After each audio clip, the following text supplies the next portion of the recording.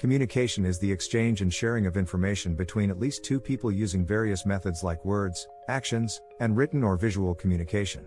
This information can include concepts, cultural and social aspects, emotions, and other things, and is constantly changing based on new information, the purpose of the communication, the language used, and non-verbal behavior.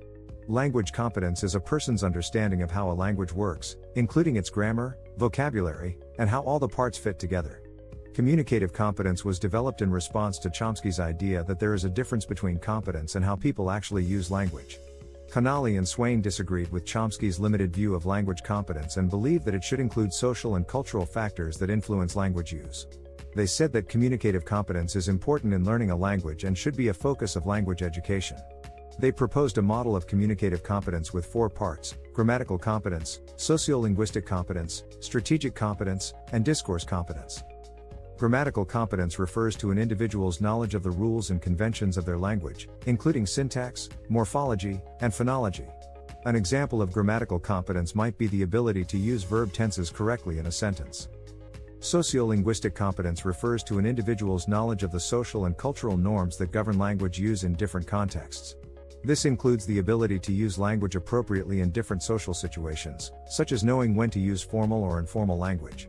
An example of sociolinguistic competence might be using polite phrases like please and thank you in interactions with others. Strategic competence refers to the ability to use language effectively to achieve a specific goal or purpose.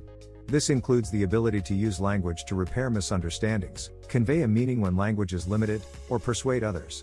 An example of strategic competence might be using gestures or facial expressions to convey meaning when one does not know the word for something in the language being used. Discourse competence refers to the ability to use language appropriately in different types of discourse, such as narrative, expository, or argumentative.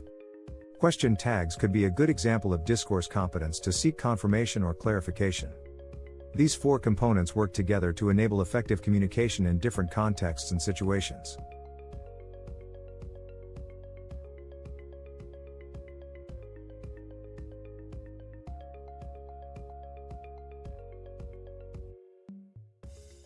Created using Powtoon.